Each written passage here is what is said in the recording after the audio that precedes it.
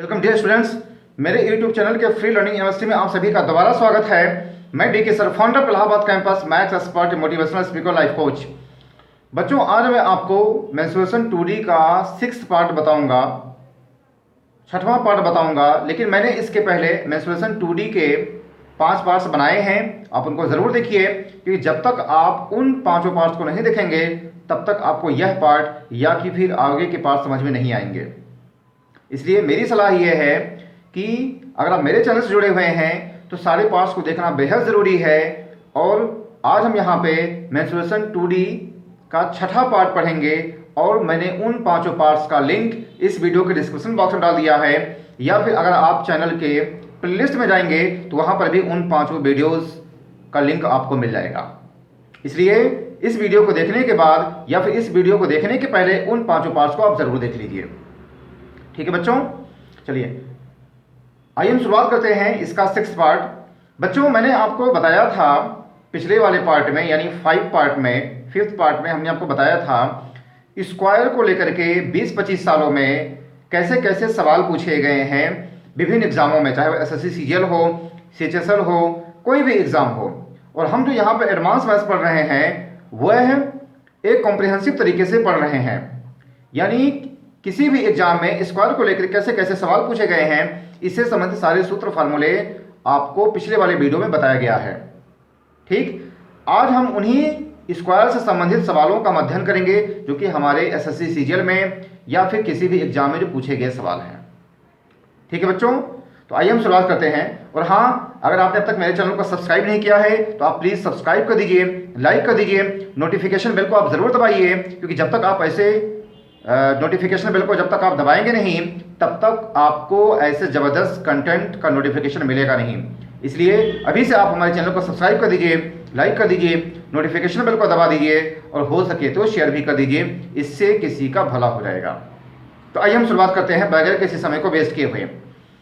यहाँ पे ये पूछा गया सवाल है, ये आप देखेंगे, ये ऑलरेडी मैंने यहाँ पे लिख रखा है। आपसे कहा गया है, आप देखेंगे, the length of A diagonal of a square is 8 centimetre. यहाँ पे कहा गया है which of the following represents the area of the square. यहाँ पे कहा गया है, यहाँ पे कहा गया है the length of A diagonal of a square is 8 centimetre, यानी किसी स्क्वायर का जो डायगोनल है उसकी लेंथ 8 सेंटीमीटर है।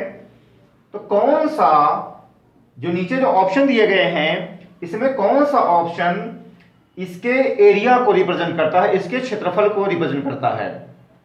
एक बार फिर से आप देखेंगे, यहां पे कहा गया है किसी वर्ग के डायगोनल जो है वो 8 सेंटीमीटर दिया गया है। तो कहा गया है इन चारों ऑप्शन में कौन सा जो ऑप्शन है वह एरिया को रिप्रेजेंट करेगा, यह हमारा सवाल है। ठीक, तो हमने आपको बताया था पिछले वाले वीडियो में, हमने आपको बताया था कि डायगोनल और स्क्वायर ऑफ द एरिया, उनके बीच में क्या रिलेशन है।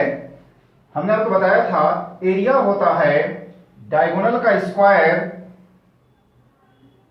अपॉन 2 होता है। डायगोनल इसका ए है तो ए स्क्वायर बाई 2, ये हमारा आंसर हो गया, ये हमारा आंसर हो गया। अब देखेंगे तो इस तरीके से यहां पे सी ऑप्शन हमारा सही हो जाएगा। ये एसएससी सीजीएल के पूछे गए सवाल है। यहाँ पे जितने भी सवाल मैं यहाँ पे लिखूंगा बोर्ड पे वो एसएससी सीजीएल के विभिन्न जो ईयर्स है उसमें पूछे गए सवालों का कलेक्शन रहेगा। आइए जल्दी से हम दूसरे सवाल की शुरुआत करेंगे।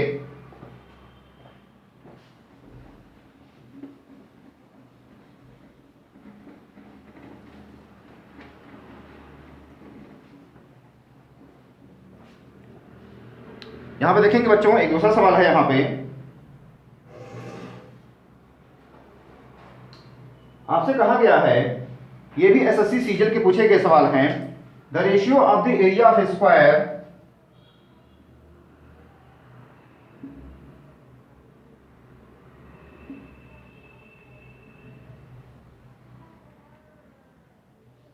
Of a square to that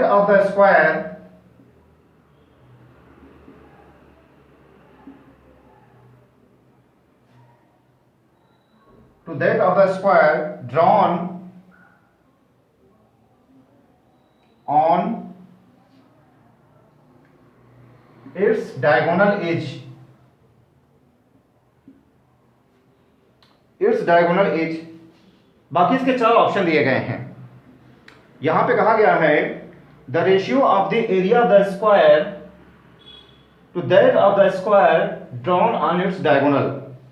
मतलब कहा गया है कि जो एरिया ऑफ द स्क्वायर है और उसके डायगोनल पर जो स्क्वायर ड्रॉ किया गया है उनके बीच का आपको रेशियो बताना है। यानी इसका जो फिगर बनेगा ऐसे फिगर बनेगा, मान लीजिए स्क्वायर है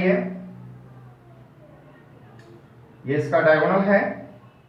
अगर हम इसको x मान लें, यानी सवाल कहा गया है कि जो स्क्वायर है ratio of the area of the square, जो एरिया ऑफ द स्क्वायर है और उसके डायगोनल पर जो खींचा गया स्क्वायर है उनके बीच का आपको रेशियो बताना है। ठीक, मतलब एरिया का रेशियो बताना है, यानी इसका ये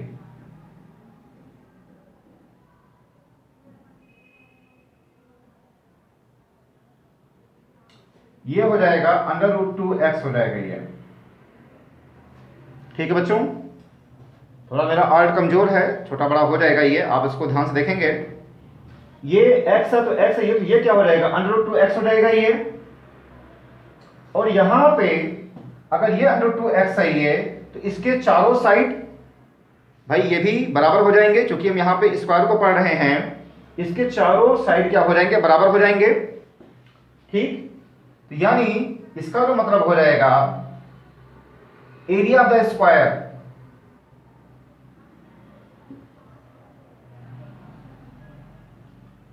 एरिया ऑफ द स्क्वायर ऐसे कर लीजिए आप,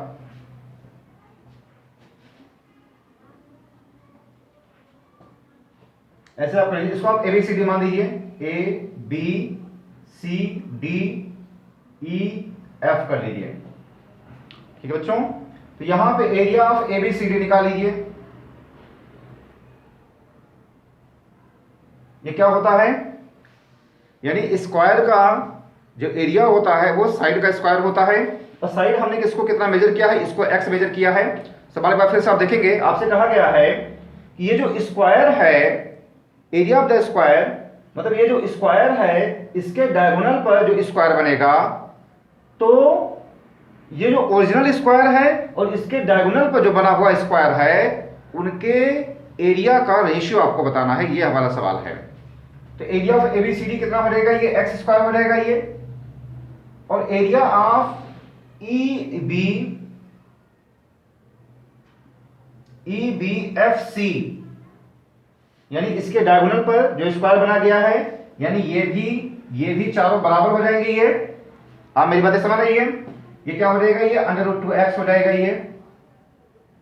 ठीक, तो यहां पे ये हो जाएगा x स्क्वायर, इसका √2x का square, x square 2x square cut गए ये, यानी 1/2 1:2 इसका आंसर हो जाएगा। आप मेरी बातें सुने बच्चों, ये 1:2 हो जाएगा ये। एक बार आप देख लीजिए, सवाल हमारा है ये है, ये शॉर्ट ट्रिक भी होता है कि जो स्क्वायर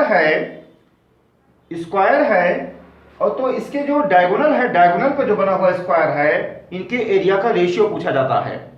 ठीक, तो ये शॉर्ट ट्रिक भी होता है कि ये 1:2 भी होता है, ये एक शॉर्ट ट्रिक भी होता है, ये एक थ्योरम भी होता है। तो आप इसको रट भी सकते हैं, 1:2 होता है ये। एक बार फिर से देखिए, हमने इसको x मान लिया, ये इसका जो डायगोनल हो जाएगा ये √2x हो जाएगा ये, और हमने इसका स्क्वायर बना दिया, तो जाहिर सी बात है इसके चारों साइड्स बराबर हो जाएंगे, √2x हो जाएगा ये। हमने इसको सिंप्लीफाई किया, इसका साइड का स्क्वायर इसका साइड का स्क्वायर हो जाएगा ये 1/2, यानी 1:2 हो जाएगा। ठीक है बच्चों, ठीक, अब इसको देख लीजिए, आप इसका स्क्रीनशॉट लीजिए, फिर इसका अगले सवाल के हम बढ़ेंगे। देख लीजिए इसको,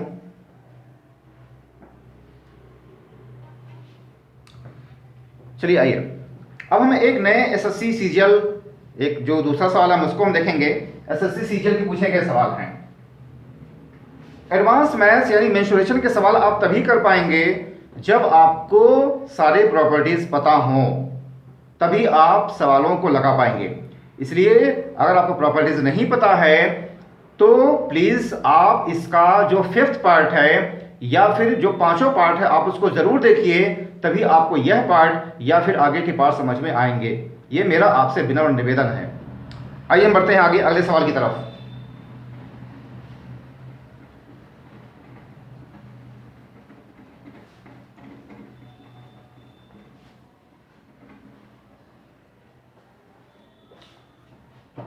हमारा जो अगला सवाल है ये कहा गया है the diagonal of a square is 4√2 centimetre.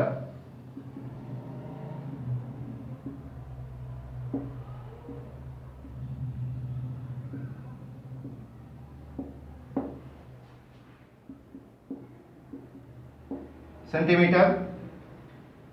The diagonal of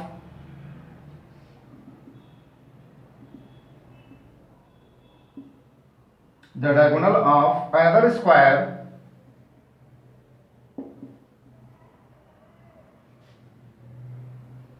whose area is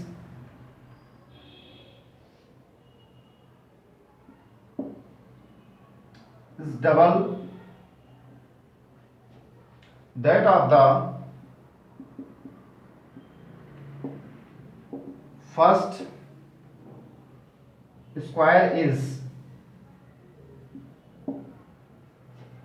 आपसे कहा गया है the diagonal of a square is 4√2 centimetre. आपसे कहा गया है the diagonal of another square whose area is double than that of the first square. यानी आपसे कहा गया है किसी स्क्वायर का जो डायगोनल है, किसी स्क्वायर, स्क्वायर का मतलब होता है वर्ग, डायगोनल का मतलब होता है विकर्ण। जो हिंदी मीडियम के लोग हैं वो ध्यान से समझेंगे। कहा गया है किसी स्क्वायर का जो विकर्ण है वो इतना दिया गया है, और फिर कहा गया है एक जो दूसरा स्क्वायर है, हमने कोई दूसरा स्क्वायर ले लिया, उसका जो एरिया है इसके एरिया का दुगना है। यानी सवाल के फर्स्ट लाइन से हम एरिया निकालेंगे और उसका हम दूना कर देंगे। इसका जो एरिया निकलेगा उसका हम दूना कर देंगे। जो दूना होगा वो area of the second square हो जाएगा, और area of the second square हो जाएगा तो area of the second square का डायगोनल आपसे पूछा गया है। एक बार फिर से आप देखेंगे, सवाल कहा गया है कि जो स्क्वायर है उसका डायगोनल 4√2 दिया गया है। फिर कहा गया है कि आप इसका स्क्वायर निकालिए, और जो स्क्वायर होगा इसका वह दूना होगा। मतलब जो सेकंड स्क्वायर बनेगा वह फर्स्ट वाले स्क्वायर के एरिया का दूना होगा, आपसे ये कहा गया है। यानी ठीक, तो आप आइए देखते हैं आगे, अभी आपको पता चल जाएगा। यहां पे एरिया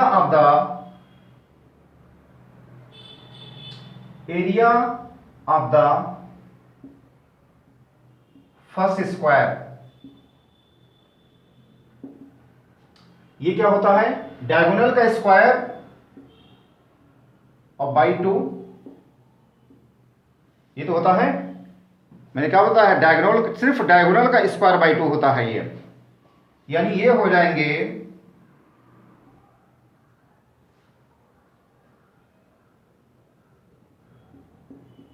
ये 16 हो गया, ये 16 हो गया भाई। √2 का होल स्क्वायर करेंगे 2 आ जाएगा 4, और ये तो ये इतना ही रहेगा, ये 16 हो जाएगा ये। तो area of second square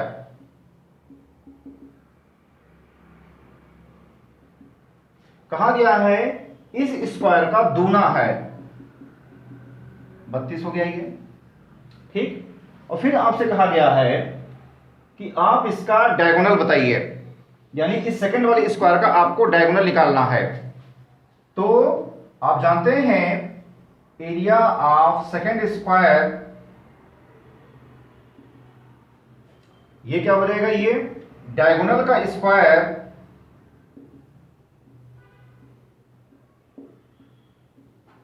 by 2, और ये कितना है 32। तो डायगोनल का स्क्वायर और बाई 2, तो जो डायगोनल हो जाएगा वो 64 का अंडर रूट यानी 8 इसका आंसर हो जाएगा। मेरी बात आप समझ रही है, आपसे क्या कहा गया, एक बार फिर से आप देखिए। कहा गया है diagonal of square is 4√2 centimetre कहा गया है। फिर कहा गया diagonal of the another square आपको फाइंड आउट करने हैं, यानी अनदर स्क्वायर का आपको डायगोनल फाइंड आउट करना है।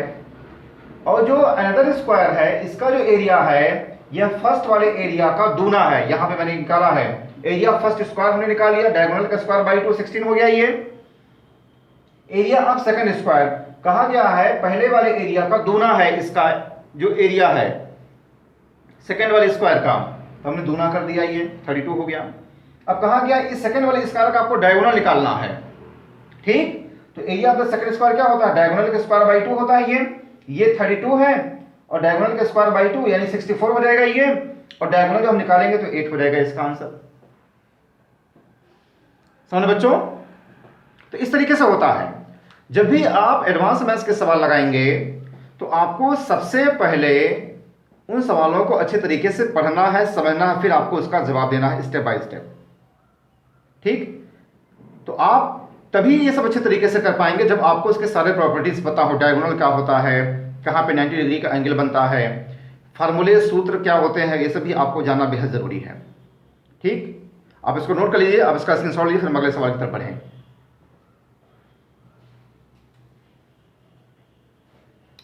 आइए एक सवाल और हो जाए।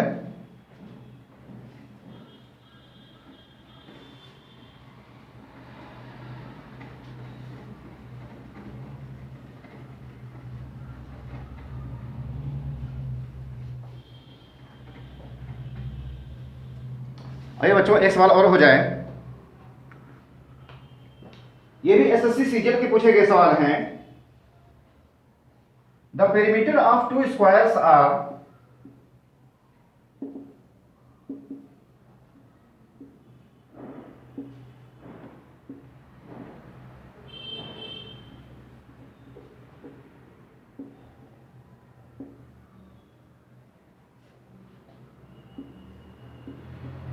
40 centimeter and 32 centimeter. The perimeter of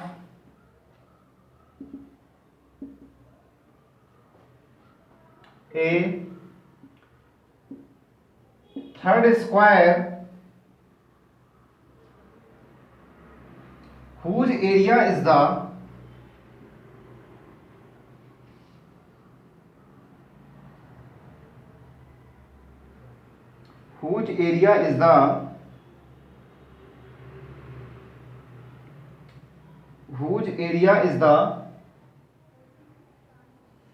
अभी बच्चों मैं इस सवाल को बाद में लगाऊंगा। देखो मैं यहाँ पे जो आपको सवाल बता रहा हूं, मैं एक सिस्टमेटिक ढंग से बता रहा हूं मैं कि किस सवाल को पहले बताना और किस सवाल को बाद में बताना है, ठीक। तो इस सवाल को भी हम लगाएंगे, ठीक। लेकिन सबसे पहले जो एक इसको समझने के लिए एक आपको और सवाल लगाना पड़ेगा। पहले हम उस सवाल को लगा लें, हम इस सवाल को भी लगाएंगे लेकिन हम बाद में लगाएंगे। पहले एक सवाल दूसरा देख लिया जाए।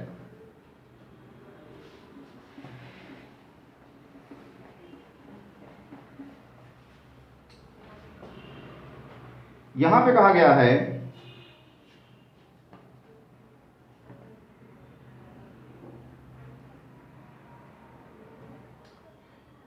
the perimeter of two squares are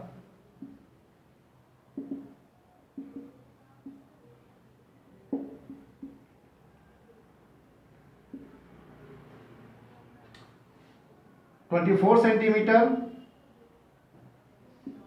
and 32 centimeter. The perimeter of a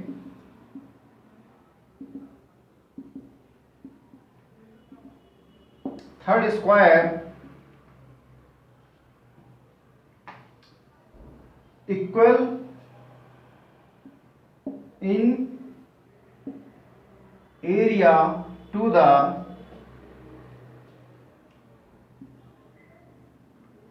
sum of the areas of these squares is। आपसे सवाल में कहा गया है the perimeter of two squares are 24 centimeter 32 centimeter. The perimeter of a third square equal in area to the sum of the areas of these squares is, ये आपका सवाल है। यानी आपसे कहा गया है कि the perimeter of two squares are 24 centimetre and 32 centimetre है। यानी दो स्क्वायर्स हैं, पहले आप समझिए क्या कहा गया है। दो स्क्वायर हैं, उनका पेरीमीटर 24 सेंटीमीटर और 32 सेंटीमीटर दिया गया है। दो स्क्वायर हैं, उनके जो पेरीमीटर अलग अलग हैं, 24 सेंटीमीटर यानी पहले वाले का 24 सेंटीमीटर पेरीमीटर है और दूसरे सवाल का, दूसरे स्क्वायर का जो एरिया, जो पेरीमीटर है वह 32 सेंटीमीटर है। कहा गया है perimeter of a third square, तो आपको बताना है जो थर्ड स्क्वायर होगा उसका आपको पेरीमीटर निकालने हैं और in area to the sum of the areas of these squares. यानी कहा गया है कि सवाल के फर्स्ट पार्ट से पहले आप उनका एरिया निकालिए, फिर इनका जो कंबाइंड एरिया है, दोनों जो छोटे छोटे जो स्क्वायर्स हैं आपको उनका एरिया निकालना है और उनके एरिया को ऐड कर लेंगे तो वह थर्ड स्क्वायर के एरिया के बराबर हो जाएगा और फिर आप उनका पेरीमीटर निकालना है। ये हमारा सवाल है। आइए देखते हैं कैसे होता है।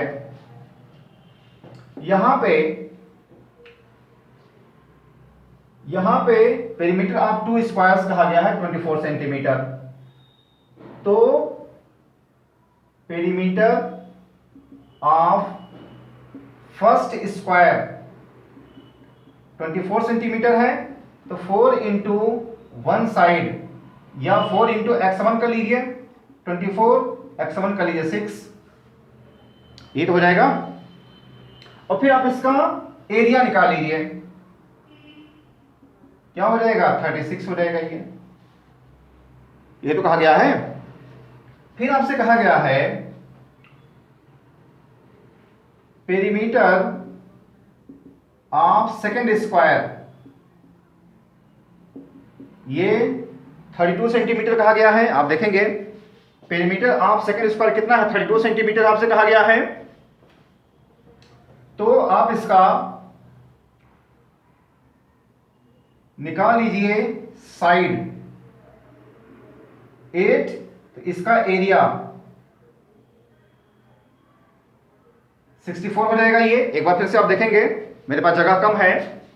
कहा गया है perimeter of the first square 24 centimetre दिया गया है ये, तो हमने इसका साइड निकाल लिया 6 हो गया। ये भाई पेरीमीटर ऑफ द स्क्वायर क्या होता है, 4 इंटू 1 साइड होता है। ये हमने एरिया निकाल लिया, ये निकाल लिया। पेरीमीटर ऑफ सेकंड स्क्वायर कितना 32 सेंटीमीटर है, ये दिया गया है यहाँ पे। हमने इसका साइड निकाल लिया 8 हो गया ये, क्योंकि 4 इंटू 1 साइड।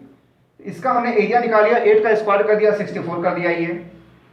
अब कहा गया है जो थर्ड स्क्वायर है, कहा गया है एरिया ऑफ थर्ड स्क्वायर, वो कहा गया है इस एरिया और इस एरिया का कंबाइंड है, ये सवाल में कहा गया है, यानी 100।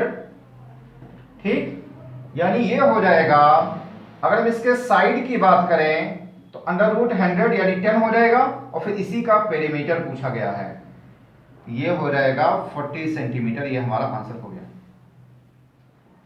अब मेरी बात समझे बच्चों, ये हमारा क्या हो जाएगा, ये 40 सेंटीमीटर ये हमारा आंसर हो जाएगा। आपको समझ में आया ये? एक बार फिर से आप देखेंगे, आपसे क्या कहा गया है भाई, हमने इसका एरिया निकाल लिया, इसका एरिया निकाल लिया, और इन दोनों का जो एरिया कंबाइंड है वो थर्ड स्क्वायर के एरिया के बराबर हो जाएगा। तो हमने इसका साइड निकाल लिया थर्ड वाले स्क्वायर का, और फिर इसका पेरीमीटर पूछा गया है थर्ड वाले स्क्वायर का। पेरीमीटर क्या होता है 4 इंटू 1 साइड, हमने कर दिया 40 हो जाएगा ये। एक बार आप इसका स्क्रीनशॉट लिए फिर हम आगे बढ़ें।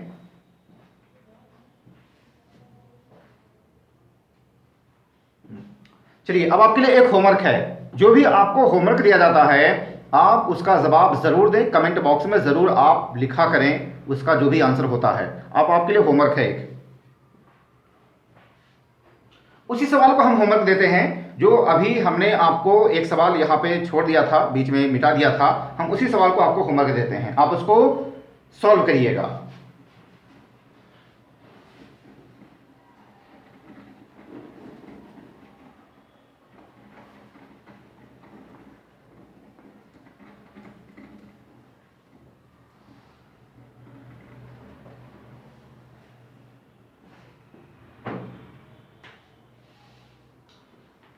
आपसे कहा गया है perimeter of two squares are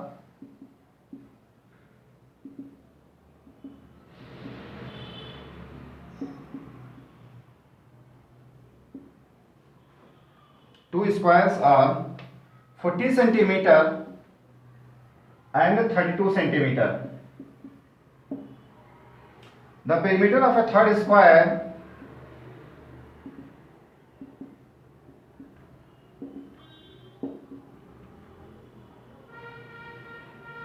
whose area is the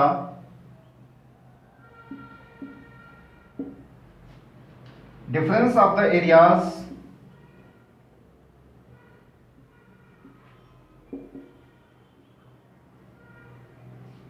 of the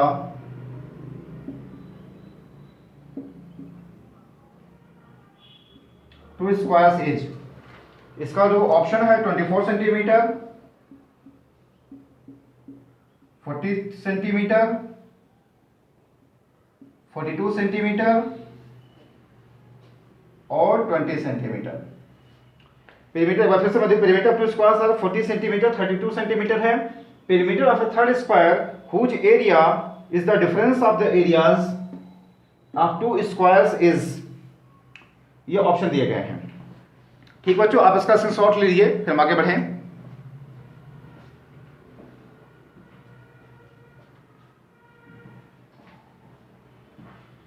ठीक बच्चों, आप इसका जवाब कमेंट बॉक्स में जरूर लिखिएगा। ठीक है, चलिए बच्चों, आज बस यहीं तक। अगर आपको हमारा यह वीडियो पसंद आया तो आप इसको प्लीज लाइक करिए, सब्सक्राइब करिए, शेयर करिए, हर उस व्यक्ति के पास शेयर करिए जिसको ऐसे बेसिक वीडियोस की जरूरत है। जो नए लोग हैं वो नोटिफिकेशन बेल को जरूर दबाएं, जो भी पुराने लोग हैं वो भी नोटिफिकेशन बेल को जरूर दबाएं, ताकि आपको ऐसे जबरदस्त कंटेंट का नोटिफिकेशन मिलता रहे। आपके अगर कोई भी सुझाव होते हैं तो आप उसको कमेंट बॉक्स में जरूर जाकर के लिखें। आपकी अगर क्वेरी भी होती है कोई, तो आप उसको भी कमेंट बॉक्स में जरूर जाकर के लिखें। अगर आप ये चाहते हैं कि मैं अगला वीडियो किस टॉपिक बनाऊं, तो आप उसको भी कमेंट बॉक्स में जरूर जाकर के लिखें। मैं सारे कमेंट जरूर पढ़ता हूं और उनका मैं जवाब देने की मैं कोशिश भी करता हूं। ठीक है बच्चों, और अगर आप इसका फुल कंटेंट चाहते हैं, आप देख रहे हैं कि अभी मैंने यहाँ पे आधे घंटे का मैंने वीडियो बना डाला है और 6 पार्ट मैंने अब तक बना डाले हैं। अभी इसमें बहुत सारी चीजें बतानी बाकी है। तो अगर आप YouTube के भरोसे रहेंगे और अगर आप पढ़ाई कर रहे हैं, अगर आपको SSC CGL देना है या फिर कोई भी एग्जाम देने हैं, अगर आप YouTube के सिर्फ भरोसे रहेंगे तो इससे काफ़ी समय लग जाएगा। इसलिए अगर आप जल्दी सफलता हासिल करना चाहते हैं, जल्दी नौकरी पाना चाहते हैं, जल्दी तरक्की पाना चाहते हैं, जल्दी एक अच्छी लाइफस्टाइल पाना चाहते हैं, तो आप हमारा ऑफलाइन बैच जो है आप उसको ज़रूर ज्वाइन करें। क्योंकि जब आप ऑफलाइन बैच ज्वाइन करेंगे तो आपका वहाँ पे सिलेबस एक निर्धारित समय में ख़त्म हो जाता है। हमारे पास कोई भी फैकल्टी है, चाहे वह GS की फैकल्टी है, चाहे रीजनिंग की फैकल्टी है, चाहे वह इंग्लिश की फैकल्टी है, चाहे मैं मैथ्स पढ़ाता हूँ, बहुत ही वो बच्चों के लिए वेल डेडिकेटेड है बच्चों के लिए। जैसे मैं खुद मैथ्स में जो है, मैं अर्थमेटिक का अलग से बैच बनाता हूँ, एडवांस मैथ्स का अलग से बैच बनाता हूँ। मैं किसी भी टॉपिक में 700 से 800 सवाल लगवा देता हूँ। और सोचिए कि अगर आप इतना सवाल लगा ले जाएंगे तो बताइए कहाँ से पूछा रहेगा। इसलिए अगर आप जल्दी सेटल्ड होना चाहते हैं तो अभी आप हमारे काउंसलर को फ़ोन मिलाइए, पता लगाइए कि हमारा जो बैच है वो कब से स्टार्ट हो रहा है। हालांकि हमारा जो एक बैच है वो 23 नवंबर से हम शुरुआत कर रहे हैं SSC CGL 2020 के लिए, वो हमारा टारगेट बैच रहेगा। लेकिन फिर भी अगर आपको ज़्यादा जानकारी लेनी है तो अभी आप हमारे काउंसलर को फ़ोन मिलाइए, पता लगाइए कि हमारे जो बैच के बारे में अदर इन्फॉर्मेशन क्या है। मैंने उनका नंबर इस वीडियो के डिस्क्रिप्शन बॉक्स में डाल दिया है। ठीक है बच्चों, ठीक इस तरीके से आज बस यहीं तक जो है। और बच्चों, जिस तरीके से आप मेरे वीडियोज़ को पसंद कर रहे हैं, आपका बहुत बहुत धन्यवाद। ठीक, आप हमें जो सोशल मीडिया लिंक्स है वहाँ पर भी हमें फॉलो करिए, चाहे हमारा YouTube channel Allahabad campus Dehradun, चाहे आप हमें फेसबुक हो, चाहे इंस्टाग्राम हो, ट्विटर हो, हर सोशल मीडिया लिंक्स पर जो है, हर सोशल मीडिया जो प्लेटफॉर्म है आप वहाँ पर भी हमें फॉलो कर सकते हैं। हम सारे इन्फॉर्मेशन अपने कोचिंग से संबंधित जो कुछ भी अपडेट्स होता है वहाँ पर ज़रूर देते हैं। तो कोई कहीं पर भी आप अगर सर्च करेंगे इलाहाबाद कैंपस देहरादून तो आपको वहाँ पे मिल जाएगा। तो आप हमारे सोशल मीडिया लिंक से आप ज़रूर जुड़े हुए हैं। ठीक बच्चों, आज बस यहीं तक। इसी तरीके से आप मेरे वीडियोस को पसंद कर रहे हैं, आपका बहुत बहुत धन्यवाद। इसी तरीके से मेरे चैनल पर आते रहिए, लाइक करते रहिए, शेयर करते रहिए, सब्सक्राइब करते रहिए, हमारा उत्साह बढ़ाते रहिए। इसके लिए एक बार फिर आप सभी का हृदय से बहुत बहुत धन्यवाद। और बच्चों, एक बार फिर मैं आपसे कहना चाहूँगा कि अगर आप मेरे यूट्यूब चैनल से जुड़े हुए हैं तो सारे पार्ट्स को आपको देखना बेहद ज़रूरी है, क्योंकि सारे पार्ट्स एक दूसरे से जुड़े हुए हैं। जब अगर आपका कोई भी एक पार्ट मिस हो जाएगा, आप उसको अगर नहीं देखते हैं, तो फिर आपको कंटेंट समझने में दिक्कत आएगी। इसलिए मेरी जो सलाह है कि आप उन सारे पार्ट्स को ज़रूर देखें चैनल के प्लेलिस्ट में जाकर। ठीक है बच्चों, चलिए, थैंक यू, जय हिंद।